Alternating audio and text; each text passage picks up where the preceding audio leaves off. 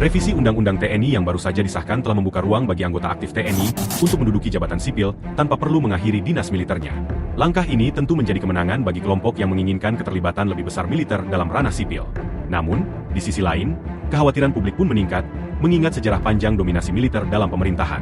Sejarah telah mencatat bahwa keterlibatan militer dalam pemerintahan sipil tidak selalu membawa dampak positif. Pada masa Orde Baru, posisi strategis dalam pemerintahan banyak diisi oleh personel militer aktif, menciptakan sistem yang cenderung otoriter dan minim pengawasan publik. Kini, dengan disahkannya revisi Undang-Undang TNI, muncul kembali kekhawatiran akan pengulangan sejarah tersebut. Di tengah semangat reformasi yang sejatinya bertujuan untuk membatasi dominasi militer dalam ranah sipil, kebijakan ini justru seolah mengarahkan langkah mundur. Peran militer yang seharusnya terfokus pada pertahanan negara kini, semakin melebar ke sektor-sektor pemerintahan.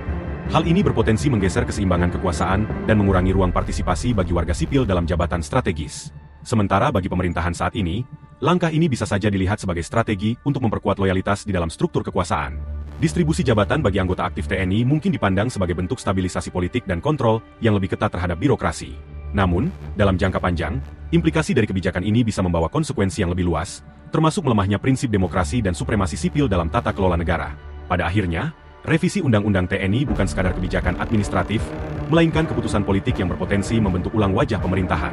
Jika tidak diawasi dengan ketat, bukan tidak mungkin kita akan melihat kembalinya pengaruh besar militer dalam politik dan pemerintahan, sebuah realitas yang pernah kita tinggalkan di masa lalu. Kedepan, menjadi tanggung jawab bersama untuk memastikan bahwa kebijakan ini tidak berujung pada kemunduran demokrasi yang telah diperjuangkan dengan susah payah.